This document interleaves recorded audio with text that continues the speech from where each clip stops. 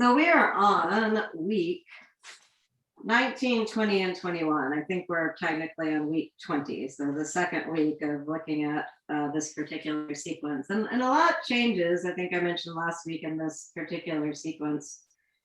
He puts all of the inversions up near the front of the sequence, okay, which I take to mean just that you can practice inversions without practicing anything else as the biggest thing. We're not actually going to start with the inversions today, but he adds in two Shirshasana variations, Parja Shirshasana and Ekapada Shirshasana, Sarvangasana 2, and the Niralambas. And so when we do get to the inversions later in class, we'll look at some of those. He also adds in this interesting pose that's called Chakrasana in the middle of the abdominal work. And that's where you roll over and do a backward somersault and you end up in downward facing dog. Yeah. So that's fun. I've been working on that with some people in classes. And it's also the other big thing that comes in these 3 weeks is the beginning of Padmasana work in some of the seated twists and seated forward bends. There's also Malasana 2 and Baddha Konasana. So it's a big action-packed 3 weeks of sequences. So go ahead and, with the idea toward there is some Padmasana work here, go ahead and start in Swastikasana and pull your feet in close to the blankets that you're sitting on. You can use your hands and turn the soles of the feet up toward the ceiling. Turn your calf flesh up toward the ceiling, and you can use your hands to turn your thighs from the inside out. And that should release the groin a little bit. And also you should really feel the sitting bones draw in toward the spine and a nice lift come into your chest. Then lengthen up through your side rows, make yourself as tall as you can from the base of the pelvis, through the pelvic bones, through the sides of the abdomen, through the sides of the ribs, and up into the armpits. Keep that length in the sides of the body as you roll your shoulder bones back, and you'll feel broadness come into the collarbones. Maintaining that front body broadness, bring your shoulder blades in, away from the neck, and into the center of the body and up a little bit, and you'll feel even more lift and opening coming into the chest. Then keeping your chest well lifted and broad, fold your palms together at your heart and close your eyes. You know, we say fold the palms together at your heart. It sounds like a kind of casual movement, but actually, well, it's not really casual either in its action or its symbolism. Right? But rather than just gently touching your palms, extend from the elbows through the wrist bones so the heel of the hand very firmly press against each other, and then extend up through all ring fingers. Push your all fingers, not just all ring fingers. Push your thumb into your sternum and lift your sternum up into the thumb. So that really, in some ways, you could think of this Namaste as being like an additional prop to open the chest with. But beyond that physical movement, let's say, or physical activity, there is the symbolism of the Namaste itself, where the divine aspect of me recognizes the divine aspect of you, and they're all unified through the divine aspect of the cosmos. And that's really coming to dwell, as Patanjali says, in the seat of your own true splendor, which is the aim of yoga, the aim of all of these practices that we're doing today. So with that idea in mind, let's chant 3 Oms together.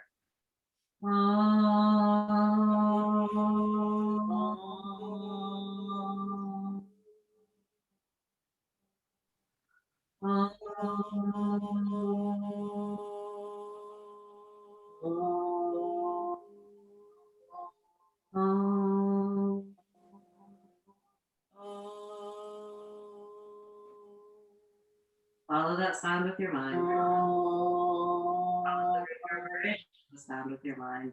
Then bring your chin down to your chest, your hands down to your thighs with your palms up.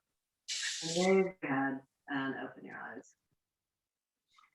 All right, go ahead and stay in this position of Swastikasana. Stretch your arms out in front of you. Interlace your fingers. Keep your arms as straight as you can.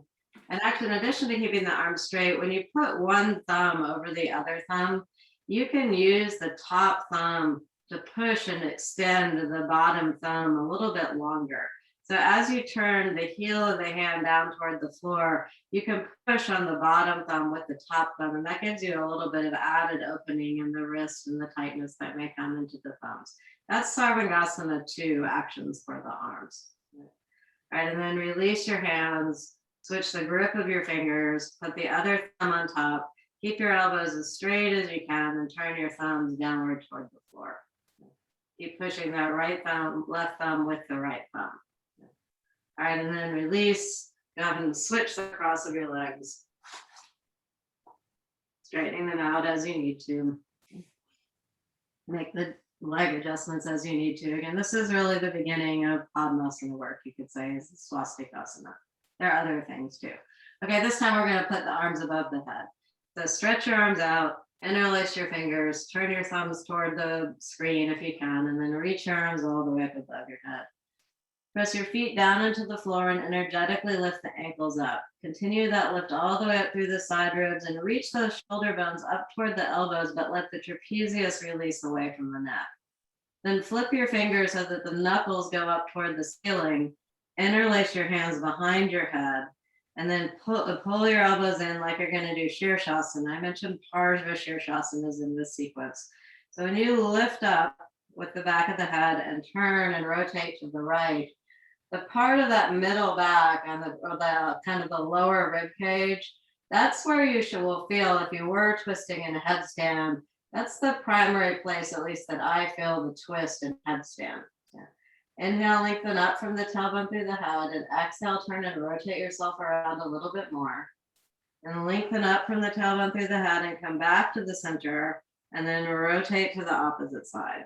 And just observe where that twist emerges in your awareness of the back body. For me, it's really the lower shoulder blades and a couple of ribs above the lower tip of the shoulder blade where I feel the Parsva Shirshasana twist. Lengthen up one more time from the tailbone through the head, and exhale, turn and rotate yourself around. And come all the way back to the center. Notice which finger you got on top. I've got my left finger on top. Then release your hands down. Switch the cross of your legs again. Then we'll do the other side. Interlace your fingers with the opposite finger interlace and turn your Pratima, welcome. Turn your thumbs down toward the floor. And again, try and do that without bending your elbows. Because when you're on your shoulders and in your shoulder stand, the arms are much straighter there. And also when you don't let the elbows bend, again, for me, it takes this, I have a lot of tightness on this inside part of my wrist. And so when I really do keep my elbows straight and push with the thumbs, that relieves the wrist tightness in a way. If I just let my elbows be loose and stretch the palms out, it bypasses that stretch of the inner wrist that I actually really need a lot. All right, then reach your arms all the way above your head. Press your feet down, lift your ankles up, continue that lift all the way up through the side ribs, make yourself tall, relax your face and let the trapezius muscle release away. Flip your fingers back so that the knuckles go up toward the ceiling, and then place your hand behind your head again, pull your elbows in. You can use your hand on the back of the head and lift the neck up a little bit or the skull up a little bit to elongate that cervical spine, and then turn and rotate around to the right. And just observe it. The abdomen rotates too. You should keep the collarbones broad, but really just the seated twist is a preparation for what you'll eventually do standing on your head in Parsva Shirshasana. And then come all the way back to the center, lift up again through the back of the skull, and turn and rotate yourself around again to the right, sorry, to the left. Lengthen up from the tailbone through the head. Exhale, turn and rotate yourself a little bit more. And then swing yourself back to the center, release your hands down, and stretch your legs out into Dandasana again, staff pose.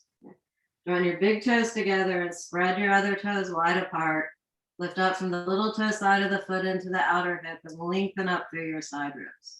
Roll the shoulder bones back, shoulder blades in, away from the neck and into the center of the body and up a little bit. And then spread your palms well. And again, just like you did when you're in Namaste, extend from the heel of the hand. Same thing here. Can you extend not just from the elbow through the heel of the hand, but can you really stretch down from the armpits to the heel of the hand as well? All right, then bend your knees and go ahead and stand up into Tadasana, mountain pose.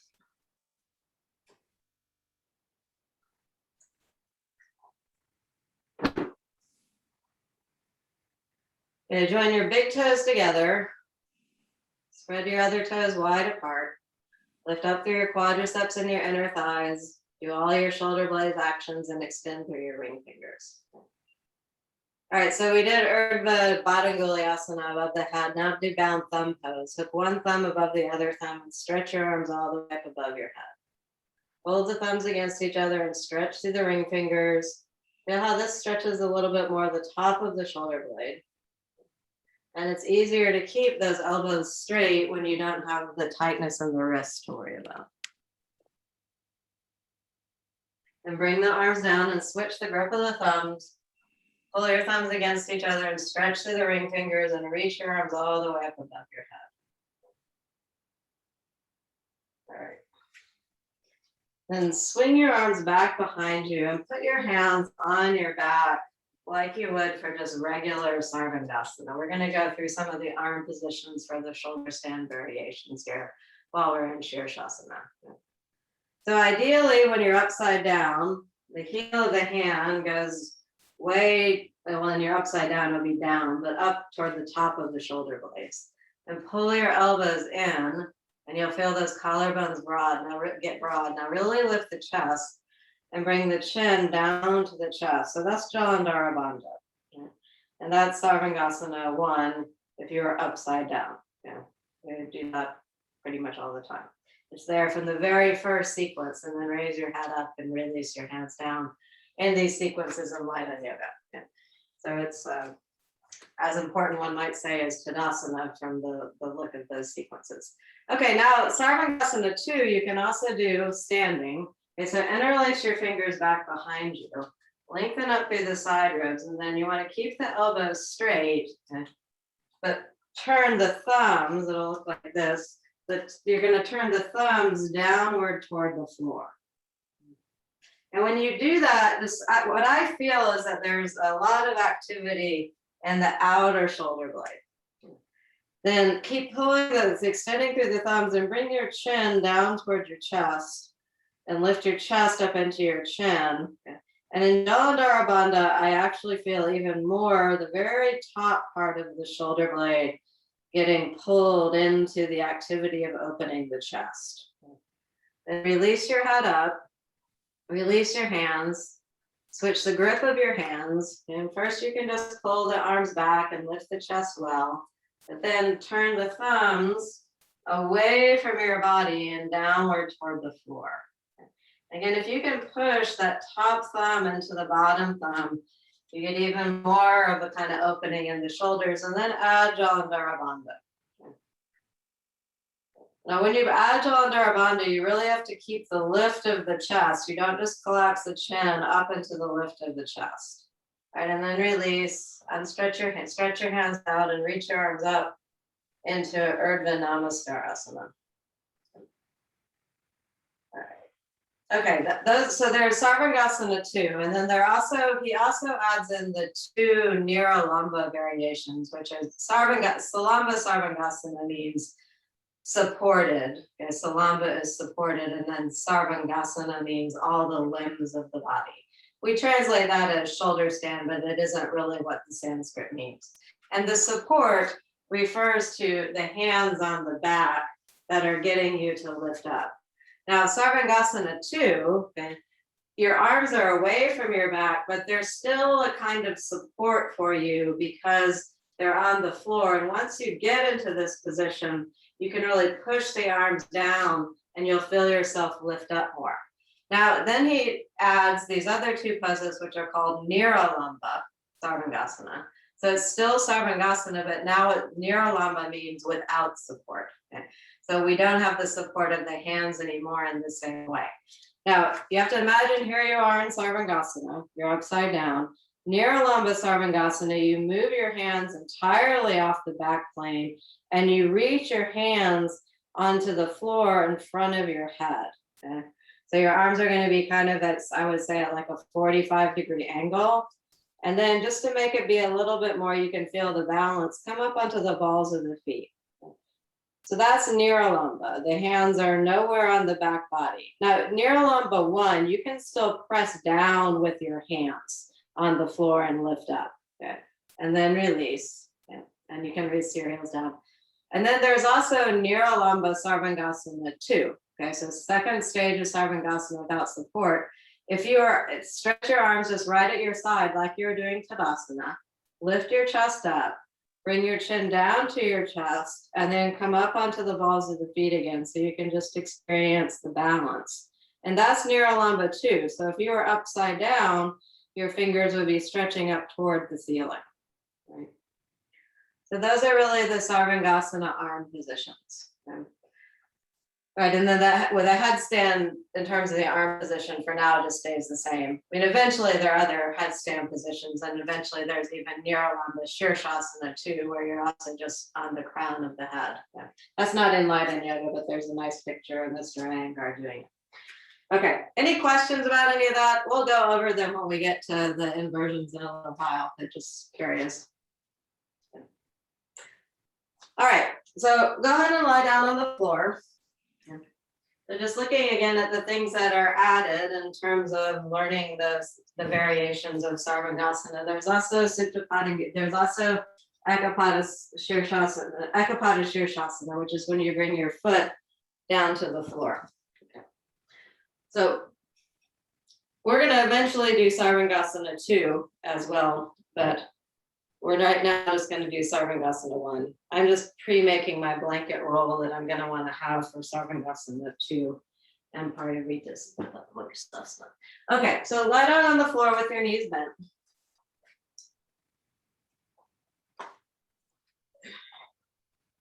You'll start out this way. Knees bent, and also bring your legs completely together. And squeeze your legs together. And as you do that, you should feel that the abdomen draws in when you really squeeze the inner thighs together. Then hold on to the sides of the sticky mat with your hands and pull away from your head. And you should feel that trapezius muscle release away from the neck.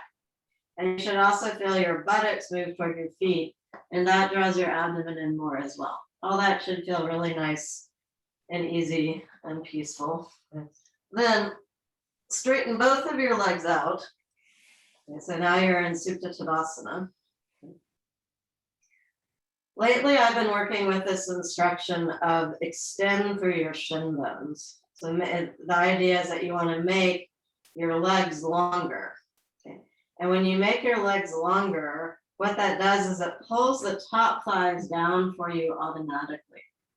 I used to always just say, push your top thighs down to get the leg to engage, but really it's a more effective action, at least in my experience, to say extend through your shin bones, through your feet, and it pulls the thickness of the top thigh along with you so that the whole leg is engaged with that movement. And it's particularly important when you're doing the Ekapada Shirshasana variations, because what tends to happen is the top leg just doesn't stay in its place. But if you can really learn to extend through the shin bone of the top leg and the bottom leg, I think you'll have more success keeping the top leg in place. All right, so keep extending through your left shin bone as you bring your right leg up and put the strap on the heel arch connection, and stop at this 90-degree stage of Supta Padangusthasana 1, because that's typically where we start when we come down from Shirshasana as well. Okay. All right, so you start in that 90-degree angle, hold on to the strap with your left hand and take your right hand and put it in the outer facet of your right hip. And then just move the outer hip away from the right armpit. And the idea is when you do that, the sides of the torso should stay even though your legs are doing two different things. Okay. Now, as you bring the left leg in closer to your head, which if you were upside down on your head, the leg would be moving closer to the floor, you have to keep moving that outer facet of the hip away from the armpit, so that the hip stay as level as possible while you're on your head. Now, can you feel as you get into where you're kind of at your maximum, what I've actually can feel is, oh, my left leg got a little light on the floor. It hasn't really moved, but I can feel actually that my hamstring has left the ground. So I'm going to intensify that extension of the left shin bone and bring the leg back down as I pull the leg in just a little bit more. Okay. Those look good, everyone. All right, then release your foot, keep the leg straight, and when you lower the leg back down, it's just like half Urdhva Prasarita Padasana. Ideally, your foot should, if you started out with your feet touching each other, ideally the right leg should just go back in line and find the left leg. But typically what happens is one of them has gotten pulled out of the way a little bit, even when you're lying on the floor. Okay? So then move the legs back together, extend through both shin bones, and feel how nicely that right side of the abdomen wants to draw down along with this extension of the shin bone. Keep extending through the right shin bone as you put the strap on the heel arch connection of your left leg. And bring the leg up to the 90-degree angle first. You can pull down on the heel arch connection with your strap and make your foot really pretty much look like a Virasana foot. Okay? That can be a tiny bit more pointed than sometimes you work on. Now extend through both shin bones. Take hold of the strap on your right hand so your left hand is free to move the outer facet of the left hip away from the armpit. And then before you even pull the left leg in more, proactively extend more through the right shin bone and pull and extend that left leg in closer to your torso. And then you may feel you're at a kind of limit of moving your legs apart. I can feel, oh, that right leg got a little bit light. So I'm going to extend through that left shin bone just a little bit more. Right shin bone, sorry, a little bit more. Left shin bone too. All right, and then lower that leg all the way back down to the floor. And just feel how nice it feels in Supta Tadasana. Then hold on to the sides of the sticky mat with your hands and pull on the sticky mat with your hands. Squeeze your legs together and then bring both legs up into 90-degree angle of Urdhva Prasarita Padasana. And here you've got the legs of Shirshasana, really. Pretty much the legs of Sarvangasana too. Sarvangasana also, but also Sarvangasana too. Pull on the hands, lower down to 60 degrees, 30 degrees, 30 degrees, and then hover at the floor. And then come all the way back up and do one more round, 90, 60, 30, hover down at the floor. Let your legs come down. And stretch your arms all the way up above your head.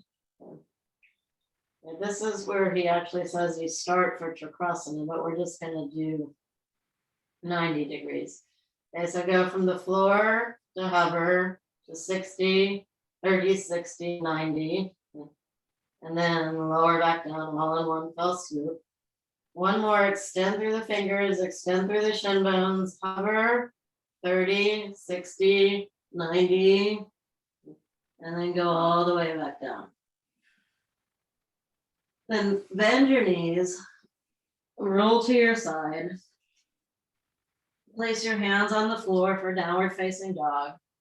Spread your palms well, turn your biceps toward the front of the mat, turn your toes under, and push yourself back into Adho Mukha Svanasana, downward facing dog. Observe the effect of the Supta Padangusthasana and the shoulder work that we did earlier on your downward facing dog. But also we're getting ready to do Shirshasana. Okay, so let this headstand also be a preparation for, downward facing dog, also be a preparation for Shirshasana. So just let the head hang, push your hands down and forward and really pull the weight back into the legs as much as you can. Then walk forward till your feet are right underneath your hips. Go ahead and hang in Uttanasana here. And we'll do Padahastasana, also preparing the hands for headstands. Spread your palm, put it underneath the foot. And again, you can arrange things so that the big toe is on the base joint of the thumb. And just like you use the thumb to extend the bottom thumb in Sarvangasana 2, you can do that here. And then put your other hand in. And rather than letting the hands just be the passive recipients of the weight of the legs, really extend through the fingers, extend through the thumbs.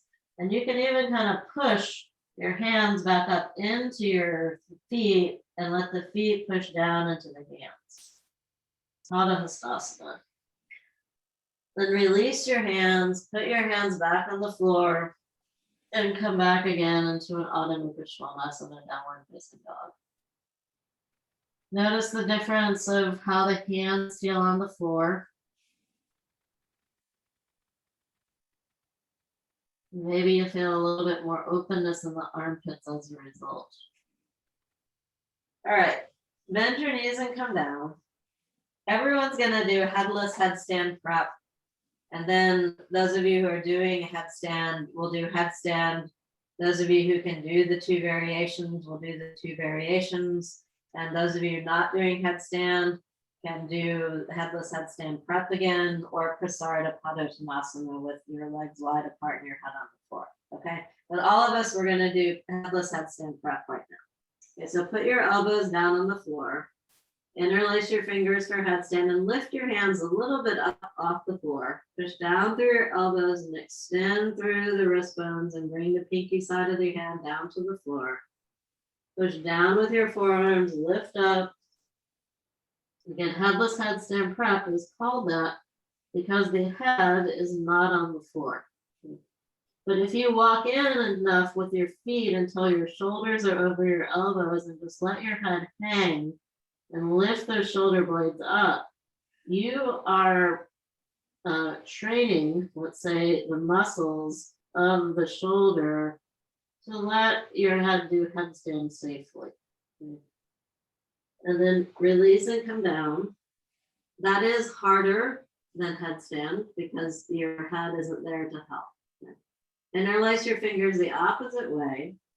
Extend from the elbows through the wrist bone, through the little finger side of your hand. And then come up. You may start more in a downward facing dog position. I actually think that's okay. Then some people feel like it's too much on the shoulders and general admonishment. But then you walk in until your shoulders are right over your elbows and just let your head hang. Okay, so that's headless headstand prep. You can come down and rest, or you can do those other things. Okay, so those of you who are doing headstand, either with the support of the wall or independently in the middle of the room, or some of you have a little setup that you can hang headstand if you want to do that, you set up for headstand now. Okay. Those of you who are not doing headstand, what I would recommend is you could repeat that, but we didn't do Prasarita Padottanasana. So you could bring your feet out wide, bring your hands down to the floor, and then you bring your head, crown of the head down to the floor. Now, if the crown of the head doesn't touch the floor, you just say, okay, floor, you need to be a little closer to me. So you just put something underneath your head, and then you're really working on lifting the shoulders up. You could be either in Shirshasana 2, but you could even put your hands in Shirshasana 1, okay, and lift those shoulders up. Okay. So that's an option. So is just regular downward facing dog. Okay. So is hanging in Uttanasana. Okay. If you aren't, it's fine not to be doing headstand. Okay. I actually found out I have some compression in a couple of my neck vertebrae, so I'm kind of taking it easy on headstand and I'm hanging it more. Okay, so there are reasons why you shouldn't do it. Okay. So, but you should know something that's in the ballpark. So when headstand comes around, okay, either just as a placeholder in your own practice or when you're in class, those are the things you can do instead. So you have to think about what's headstand. Well, your head is lower than your heart and your legs are up in the air. Okay, so let's just do upside down headstand. So Karen, your left elbow looks like it's in a little bit closer than your right elbow. Okay. That looks pretty good, Leanne. Okay. Move your ribs, not Courtney, Carly, back and your buttocks up. Okay. Pretty nice, Fatima. That Chaya, that looks good. I actually like that one as a replacement for the headless headstand prep. That looks good, Vicky. Maybe just a tiny, tiny bit more lift through the right side leg. Yeah. All right, good, Melinda. Maybe a little bit more lift, Melinda, through your inner heels. Marsha, that looks right on the money. Okay. All right, I think you could lower your brick, Laura, and see if you could get your legs straight. If you could, because you want the support, if possible, to be right on the crown of the head, not the forehead. Okay. Yeah, because I really do think you could probably get by with a little lower brick, but you can stay where you are too. Okay. Nice. Okay, these look good. Now, okay, now here are the options. You may need, if you're in the prep, you may need to come up, do another prep. Yeah. All right, if you can do the variations, now's the time to do Parsva where you're going to extend up through the legs and turn and rotate to the right. Okay. But you know, if you've been in something like Prasarada Padottanasana for a while, I would recommend picking another one of the options. So come out of Prasarada Padottanasana and maybe go into Uttanasana, standing forward then. Or maybe go back into downward facing dog as the Parsva people are finishing. Leanne, you're listing with your legs a little bit too much to the left. Okay. And then you turn to the good, Melinda, that looks good. That's a nice solid turn. Thinking a little bit, your feet are falling behind your buttocks, so there's a variation that's a little bit more like that. Also, another option, which some of you are doing, is just to stay in Shirshasana and not do the variations. Again, check in with yourself. Okay. And if you have the energy to keep the shoulders well lifted, if your neck feels fine, now's the time to try Ekapada Shirshasana.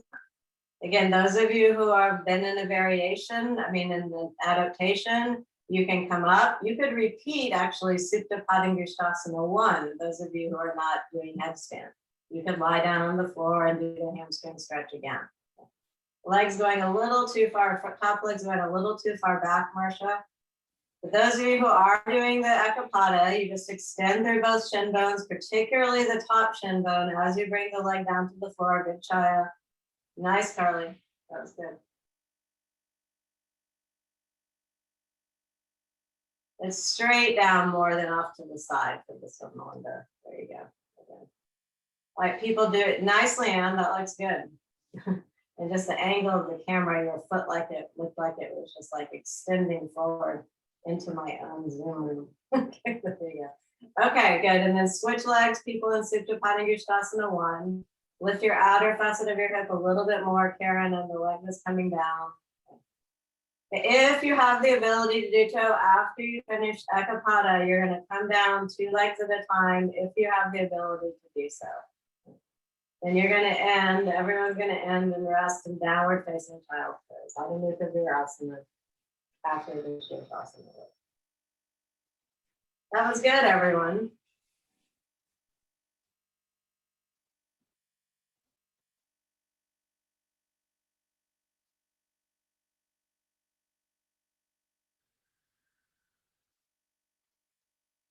All right, and then use your hands to push yourself back up. Come back and lie down on the floor. We're going to work a little bit more with the sequence of the abdominal work and the back of the book. And so if you want to follow along with what I'm saying, okay. And we went back and did Salamba Shirshasana 1, Parsva Shirshasana, Ekapada.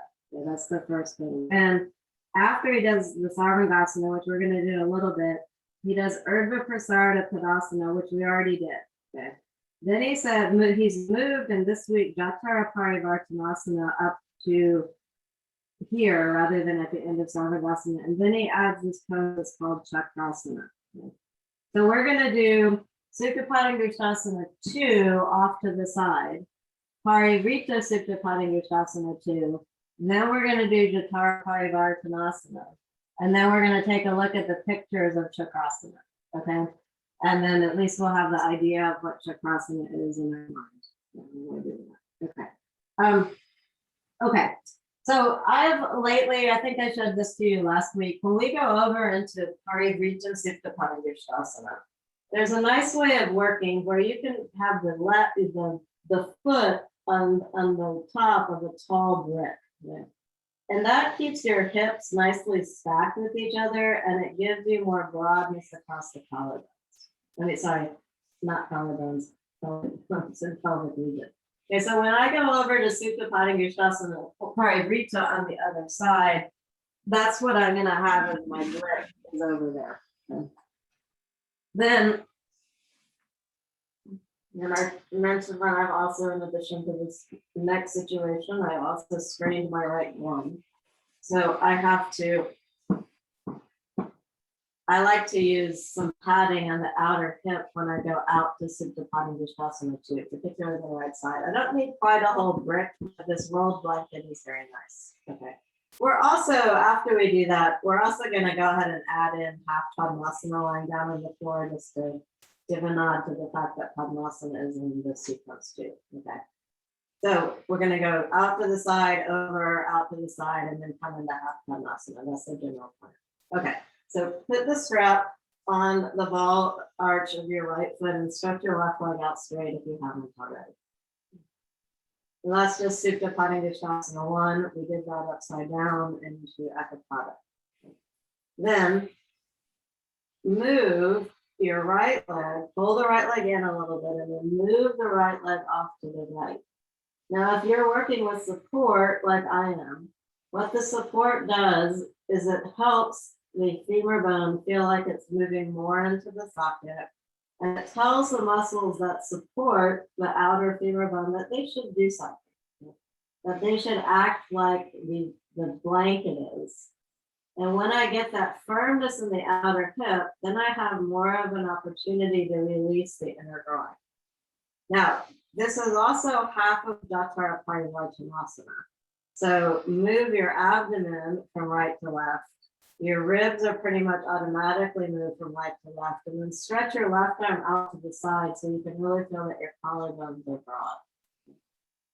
Then bring your leg back up to Supta Padangusthasana 1.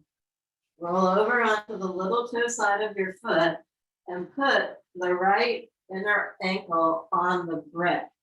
Now, you may have to proactively bend your elbows and lift your chest and turn a little bit more because there's something about the support of this leg position, particularly on this side for me, that makes it a little harder to keep my right shoulder down. You may have to work for that a little bit more. Now extend through both shin bones. This is half of Jatara Parivartanasana also. Abdomen moves from left to right. Ribs move from left to right, and your collarbones are nice and broad. This also should feel really good on the neck after Shirshasana. All right, then come back up to Shirshasana 1. Back out to Sarvangasana 2. And Supta Padangusthasana 2. Right, and that one should feel more open and spacious. Now, to come into Padmasana, close the fold of the knee. You can keep your knee out wide. Point your foot like Virasana. Now, I need to move the blanket roll out from underneath my hip so that my leg has room to go down. But then I can move the blanket roll so it's more underneath supporting my knee. And again, when I support the outer leg, that lets the tightness on my inner groin have a better chance to relax. And there are three poses in this sequence that has half Padmasana in it. There's Ardhavada Padmasana, there's Varavajasana 2, and there's Marichyasana 2. So just let that half Padmasana be a preparation. Keep the knee folded and pull the leg back to half Padangusthasana. Then stretch the leg up straight to Supta Padangusthasana 1 again. Looks good, everyone. And then like you're doing Urdhva Prasarita Padasana with one leg, lower that leg down 90, 60, 30, even hover it, and then extend it down on the floor. And before you do the other side, just feel the depth of that right groin. Feel how much longer the right leg is after having done that work. Then keep extending through the right shin bone and bend your knee if you need to. And then lift the left leg up into Supta Padangusthasana 1. You need to switch your hip support and your brick support. Pull your right leg in a little closer to your torso so it's at the correct angle for Supta Padangusthasana 2. And then as you move your leg out and over to the left, the abdomen moves from left to right. Then on an exhalation, take your awareness to the abdomen that's to the side of your right pelvic bone and exhale a little bit more that side of the abdomen down. Then extend through both shin bones and open the legs a little bit more fully. Okay, Supta Padangusthasana 2. Back to Supta 1. Switch hands. You're going to roll over to the supported version of Parivritta Supta Padangusthasana. And again, when I stop in that part, I have to remember before I get there, I'm going to bend my elbows, lift my chest up, really tack that left shoulder down on the floor, because it's a bit more of a stretch this way for me when my hips just stay stacked and I pull them up in a little bit more. Not exactly sure why I have to do that, but it is. Abdomen moves from right to left, ribs move from right to left. Really stretch through that left arm to help that shoulder stay down. Parivritta Supta Padangusthasana. And then bring the leg back up. The second time around, out to Supta Padangusthasana 2. It should feel more spacious on the pelvic region, having done the twist. Then your abdomen moves from left to right. Exhale, let that right abdomen draw down and extend that, and connect that with the shin bone. All right, then half Padmasana, fold the knee, point the foot, pull the little toe side of the foot up to the top thigh. And then if you're using blanket support, adjust the blanket support as you need to. Even here, you can extend through both shin bones.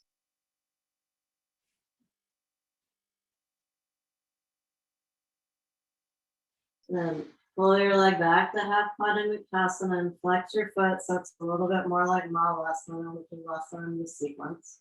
And then stretch your leg up straight. And again, lower the leg down like you're going to do Urdhva Kasara Padasana. Okay, we're going to do a couple of different variations of Jatara Parivartanasana with the strap, and then we'll try it. We'll try it independently. I'm gonna suggest that we do all three of the variations with legs straight, but if that feels like it's too much on anyone's lower back, there is also the version that you can do with your legs bent, and you can just work on going to the side. That one's easier on the back. Okay.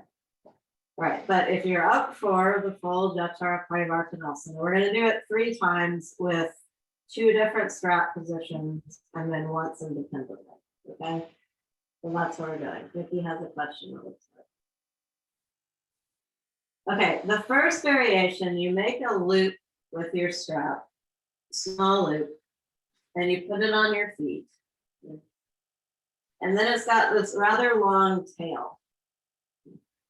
Then you put the tail around the right side of the neck and underneath the back of the neck, and then you can hold on to the strap with your left hand. And then you can pull your legs in closer to you. Now, what I like personally about this version is when you pull your legs up and over to hover over to the right, you have a lot of control over the rate of the descent because you can pull on that strap with your left arm. Now, straighten your legs, Leon, a little bit more. The other thing that this does is that also because you're pulling on the strap with your arm, it helps keep that shoulder down. And then just notice your abdomen moves from right to left. Collarbones, ribs move, collarbones move. Then bring your legs back up to the center. Take the strap out from underneath the neck and put it on the left side and around the back of the neck. Remember, it does not loop around the front of the neck, because that would not be good. Perfect. Then pull your legs in toward your torso. And the more you pull them in, the more when you go over to the side, the feet are going to end up being hovering over the left hand. Extend through both shin bones as you go all the way down. So you can really do this quite slowly when you have that kind of support. And then come back up to the center. Some people don't like the way that the strap feels on the neck. And so I've also been taught this way of working where I figured out a better way to get into it. You see how I lifted my head up and I just put the strap around my back. So it's up near my armpit and I'm holding onto the strap with the left hand. Now, this variation frees the neck, which is nice. It's a little harder to get the arm completely straight, but not impossible. But the other thing that's nice about this variation is it also makes you aware that something's happening in the back body as well. Because as the front ribs move from right to left as you go over, the back ribs also are moving, right? They're also moving from right to left. So something happens on the back ribs as well. And then come all the way back up. And then take out the strap out from your back. For me, I found the best way to get into this is to lift the head up and just put the strap on behind your back. And then you can play with where you want it on your back. I actually like it up near the shoulder blades, but it also works on the rib cage as well. And then you can still pull that right arm straight, keep extending through your shin bones and move your legs up and over to the left. Yeah. Nice work with the feet there, Parker. Good. That's good. There you go, Laura, that's good. And then bring the legs all the way back up. And then bend your knees and come down and just take a little bit of a rest. Okay, so then there's the independent one without the strap. We won't go quite so slowly, but generally this week when I've been teaching it, it's been going pretty well. All right, so stretch your arms out, lift your legs up, pull your legs in toward your torso. And that's partly an abdominal work and it's partly back body work. All right, then stretch through both legs, keep extending through the shins and the fingers, and bring your hands down so that they hover near your right knee. Sorry, right hand. Come all the way up, pull the legs in, exhale, pull and move the legs over to the left, and the abdomen moves from left to right, ribs move, and your collarbones broad. Oh, that feels good. All right, then bend your knees, come down. Patsy, may I have a question? No? Okay. All right. And then just roll over after you finish your 3 rounds of Jotara Parivartanasana. And do an Adho Mukha Svanasana, downward facing dog. And maybe you'll feel the effect, both of the abdomen drawing in, and I can also feel after the twisting that my thoracic spine is moving a little bit more as well. And walk forward till your feet are right underneath your hips. Place your hands on your pelvic bones, roll your shoulder bones back and come all the way up. Okay. Little interlude to look at the pictures in Light on Yoga before we try the shoulder stand stuff. Okay, so if you look, let's see, Chakrasana is plate 280 to 283.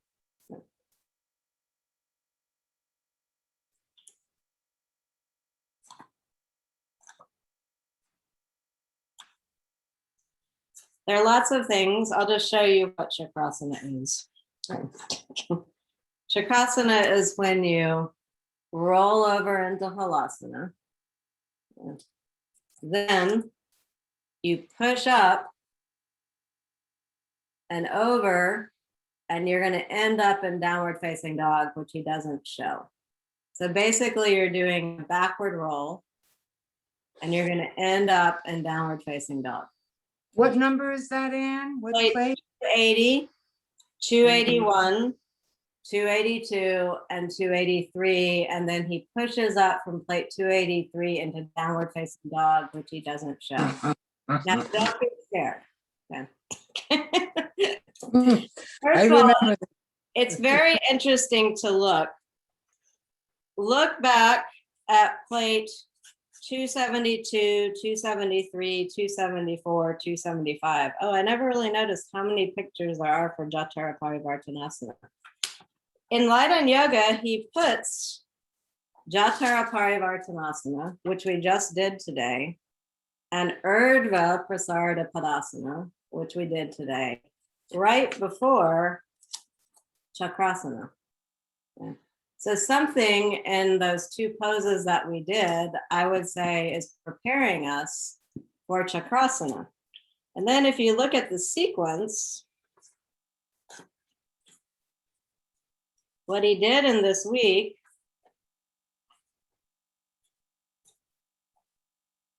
is he actually put those together. I mean, he's not quite exactly the order, but he did Urdhva Prasarita Padasana, Jatara Parivartanasana, and then Chakrasana.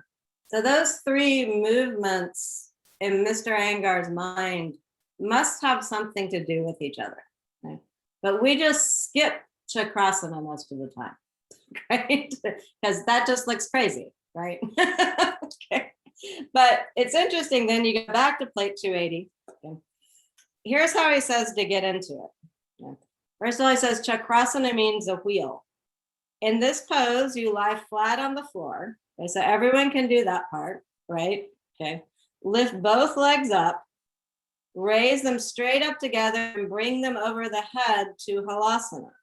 Then you place the hands by the ears and roll over the head. The rolling resembles the movement of a wheel, hence the name. So at least the first two parts, I think he's basically saying it's an extension of Urdhva Prasarita Padasana, which we just did. That's it, Marcia. Good. Good. Yeah. So you can just, so even if you don't roll over, even if your buttocks don't leave the floor. Okay, that's it, Vicky. Look at Vicky doing it. And Vicky's working with some motion. She's rolling back and forth, almost like from Paschimottanasana. Yeah. So again, my overall point is, even if you aren't gonna do much more than this, knowing that there's a pose called Chakrasana, if you just lie flat on the floor, that's the first part of Chakrasana. Okay. The second part of Chakrasana Don't is, see you, honey. huh? And then you just, We don't see you at all. oh, Okay. sorry. Okay. I know, wait, because I forgot to move my camera. Thank you. Okay. And so if you just lie down on the floor, that's the first step. And you just have that picture of Chakrasana in your mind. When you're lying down on the floor in Chakrasana, for Chakrasana, you're beginning the journey toward Chakrasana. If you lift your legs up, that's the journey toward Chakrasana. And then what if you lift your legs over and push a little bit, and can you come into some form of Halasana? Now I have to put my hands on my back here. Okay. So, and you just, there you are. And you can try that a few times. And it's not even much on the neck, particularly if you don't release your hands above your head. That's it, Monica, good. Good, now Pratima's realized if she puts a bolster underneath her buttocks, that makes it a little bit easier. There you go. Yeah, that's it, Chaya. Good. That's it. Carly just started off with her hands behind her head. That's good. Good. All right, good. And then release and come down. Okay, so that's the beginning of it. You could say the front end of the pose. Okay. The back end of the pose is basically, you're going to end up in downward facing dog. Okay. So let's just start in downward facing dog. Okay. Tuck your chin like you're doing Dalandara Bandha. And then you're just going to bend your elbows and bring the crown of the back of the head down toward the floor. And then you push with your arms and push yourself to downward facing dog. So imagine that you're in Halasana. Your hands are by your ears. You lift your shoulders up and push yourself back into downward facing dog. Okay. So that's how the pose ends. Okay. So you can do the front end and you can do the back end. Okay. And then you're just gonna, that's it, Carly, good. You're just gonna end up eventually doing Chakrasana. Now I will say, we're gonna try in just a second, it's easier to do when you're on your shoulder stand setup. Okay. So, because it's easier on the neck. Okay. Another thing that makes it potentially a little bit easier is to put a little support to roll over into Halasana if Halasana is not coming to it for you. Okay, so everyone's gonna make their Sarvangasana set up right now. We're gonna try, just give a little go for what is this one called? Chakrasana off of your Sarvangasana setup. And then we're gonna do some of the Sarvangasana variations, maybe not all of them. Okay, So put your blankets down that you need for shoulder stand.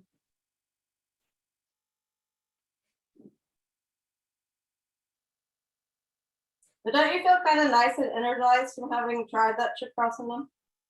It's a nice little pick me up pose. And it's actually more accessible than you might have originally thought, just looking at the picture when you break it down into the component parts that we have been working on.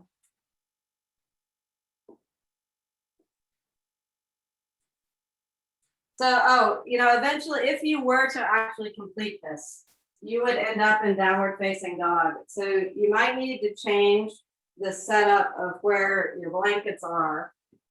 Because if you were to actually manage to roll all the way over into Halasana and push back into downward facing dog, you might need a little bit more space on the head side than you normally would.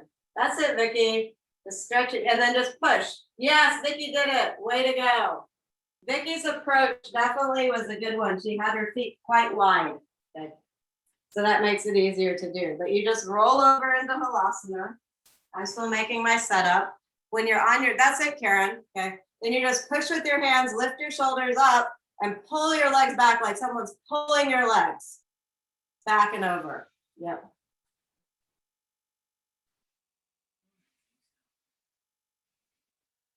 There you go, Leanne. Then you just work on bringing your hands, Leanne, to either side of your ears. That's it, Vicky.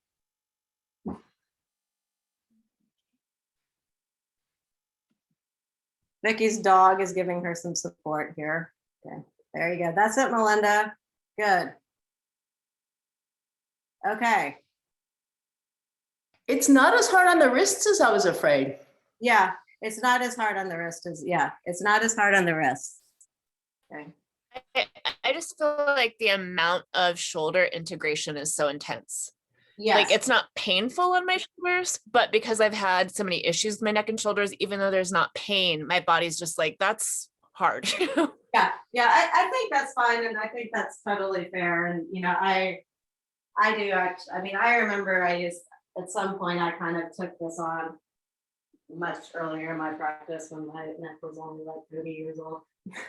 And I just kept taking one blanket after the other blanket away. Right? But that's the general idea. Okay. All right. So I'm going to show you where I am with it if you want to watch. Vicky's better at it than I am. Okay. Oh, the other thing that helps right now, I used to be able to do it. Okay, is the other things that can help is that you give yourself a little lift on your bolster, okay, or your buttocks. And so here are the instructions. You lie down on the floor, you lift your legs up and roll over into Halasana. And then at this point, you bring your hands to your ears. Vicky brought her feet out wide, and then you push yourself up. Now, I don't really want to do that either, probably, right now. I also have some neck and shoulder issues, and so it doesn't feel completely like something that's great for me to do right now. But even though I can't complete the pose, okay, I can still work toward the pose, and that keeps me in a relationship with the pose, even if it's not completely doable. Now, another thing of whether approach you can do, it's much like rolling over into legs up the wall pose you can start off, then lower yourself down and push yourself up. Now my legs are super wide, okay? And I'm just rolling and tucking my chin and pushing myself back. And so I can just practice like that also, okay? Give it one more go, whatever you're doing in it, and then go ahead and come up into shoulder stand. Yep. That's it, Karen. There you go. That was it.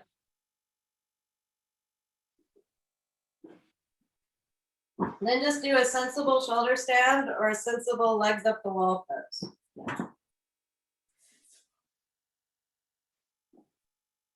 Now, when we're in shoulder stand, we're gonna try doing, we're gonna try actually all three, if we can. Okay. You're gonna try doing Salamba Sarvangasana 2. Then some of you may be able to try doing Niralamba Sarvangasana. And some of you may be able to do Nirulumbus Sarvangasana too. I'm putting a chair down for Halasana. Just make, another thing that's nice, if you do have a chair and you try Nirulamba, you can hold on to the chair legs with your hands for the first one. That's nice. Okay, so go ahead and come into shoulder stand. If you're doing it, if you're not doing it, okay, you can just do legs up the wall pose. Okay?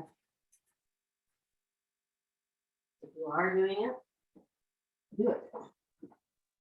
But even think here, when you're going into Sarvangasana, oh, I'm lifting up and rolling over. Oh, Vikrasana. If you're using a belt, you can put a belt on. Tuck your shoulders underneath you. Lift your thighs up. And oh, this is actually an incredibly nice feeling Sarvangasana up here. Oh, that should cross over. Yeah, that actually makes some sense, you know, because the Chakrasana rolling would have stretched out the back of the neck some. And so when you come into something sensible, like Sarvangasana, it actually is more accessible. Okay, so like I mentioned in Sarvangasana, the support of Sarvangasana is the hands on the back. The upper arms press down, and your hands lift the back up. So the first one, you take your hands off your back. So what does that mean? In order to stay in Sarvangasana, your back and your legs are going to have to do a little bit more work so that they're a little less dependent on your arms. Now, once you get your arms down into Sarvangasana 2 and turn your thumbs down, they become a support again. Okay? The arms can push and extend down, and you can actually get even a little bit more lift that time. And it's actually easier on the wrists in some ways in Sarvangasana 1. And then you can interlace your fingers up. But the trick really is you've got to lift up through the back on its own, and you've got to lift up through the legs on its own, on their own. Okay? And then go ahead and come down into Halasana. And take your belt off.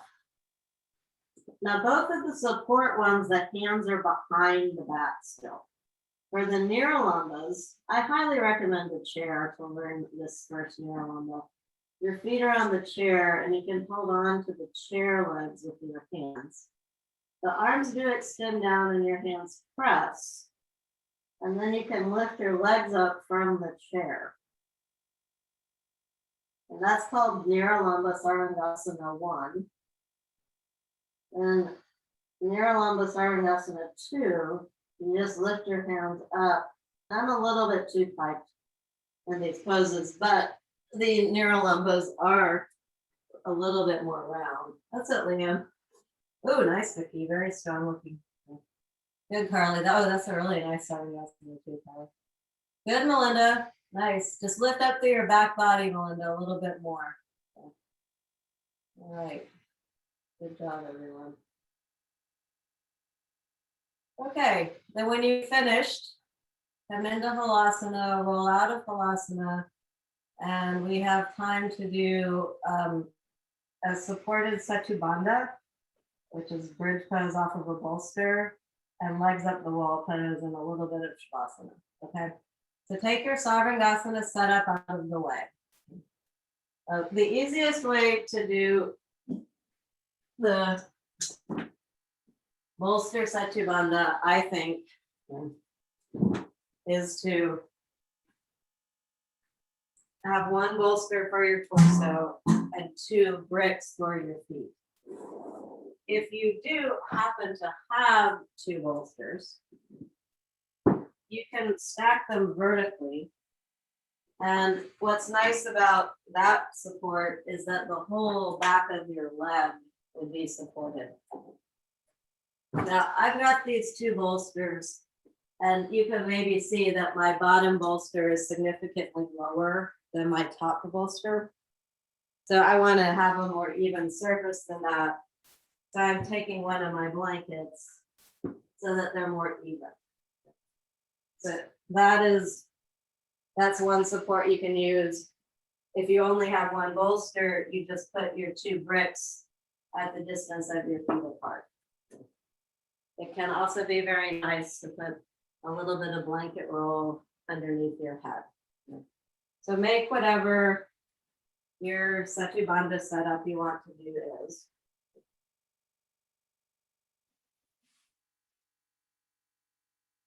And the general plan is will be about for 4 or 5 minutes in Satubandha.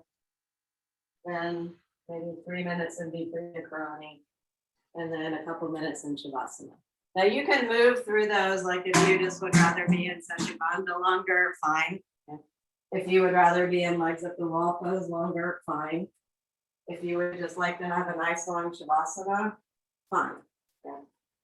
I'm gonna kind of keep an eye on the time and move us through all three. But again, it is your Zoom room. Even if it weren't, it would be fine. You can do those things. So for Satubandha, you have to get your head back of the head on the floor and your shoulders on the floor as well. And the bolster should feel like it's in the middle of that thoracic spine and it's lifting up into the chest. And so the chest is nice and broad and it feels really quite lovely. And then you just stretch your legs out on the bolster or the bricks. You can also put a belt around your feet or your legs if you're so inclined. And just let your eyes release into the back of your head. Your tongue release away from the roof of your mouth. And clench your jaw. Let the back of the throat release. Let the sides of the throat release. Let the base of the throat release. Let your ears go inward. I'm quiet with them.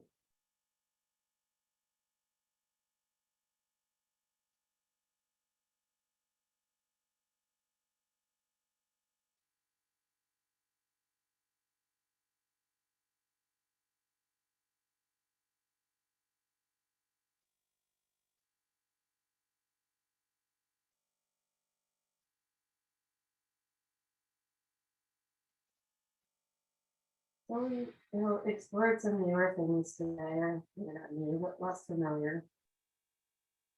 There's the energizing work of Shavasana and all the movement of the abdominal work. So I find it's nice to end that kind of active, inspiring kind of practice with a couple poses that are quiet and familiar. Partly so you can feel the effect of the more energetic work, but also just as a kind of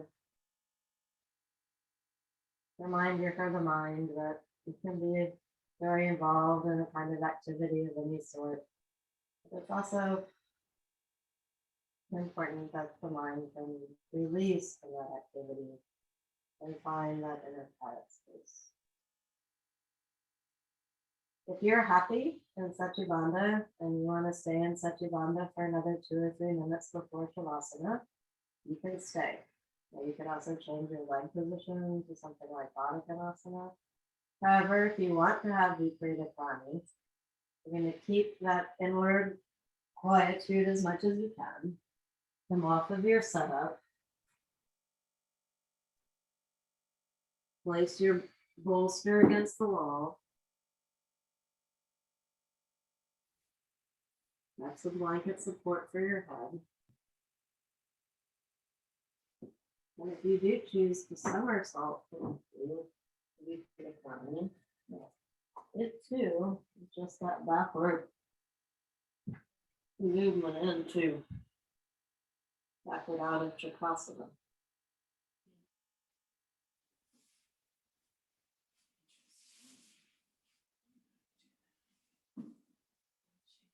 You can belt your legs and lead through the Karani as well. And Satubandha and Viparita Karani are just 2 poses that really go well together.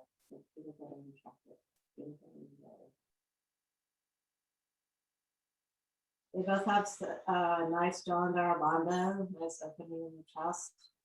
They also both have the drawing in of the abdomen. Also both poses that it's quite nice to watch the breath in. together, they're a very nice replacement for a shoulder stand if for whatever reason you can't do shoulder stand.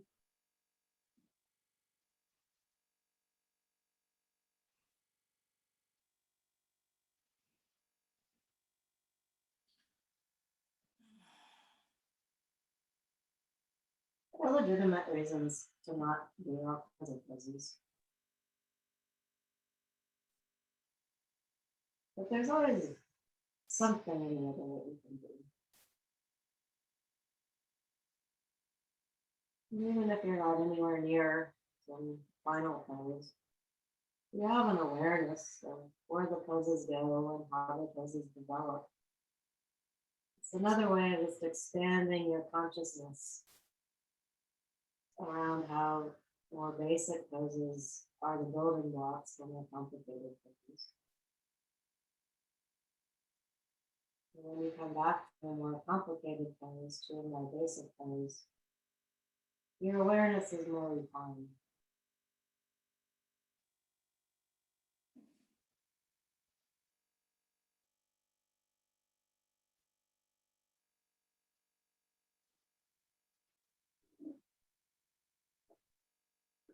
We've got about 2 minutes left in class, so sometime in the next 30 seconds, if you do want to end in the final Shavasana, you need to come out of the Krita Karani and come into a Shavasana of your choice.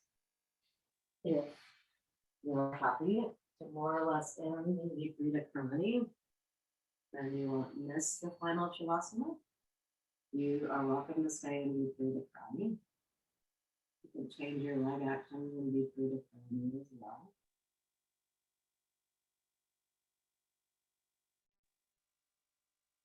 Another option that I personally am doing, because it's in this sequence, is I've decided so I can watch you, but this sequence actually ends in Baddha Konasana. Another option you can do would be to come out of legs up the wall pose and sit in Baddha Konasana for just a couple moments of quietude there at the end of the pose. So that's an option a couple of you are thinking about.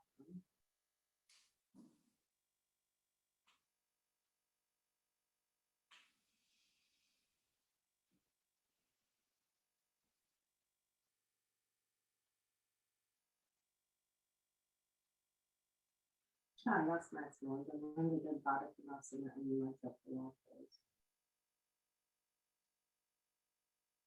But it is rather quiet.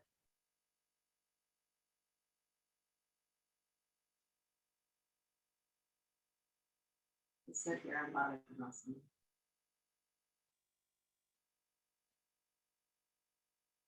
Lots of spaciousness across the body. All right, those of you in legs up the wall pose, bend your knees, push yourself away from the wall, and sit yourself back up. Either in Baddha Konasana or in whatever seated position you want. Same thing in Shavasana, go ahead and come out of Shavasana. And everyone can end either in Baddha Konasana, if that's comfortable to you, or in Swastikasana. Close your eyes and fold your palms together in heart. In gratitude to the benefit you receive from your practice of yoga. In gratitude to the people you have the opportunity to learn and study and practice yoga with. And in gratitude to the lineage of Hatha Yoga itself, as practiced by BKS Iyengar, reaching back to the sages of India, and down through a line of teachers and students to you, here on the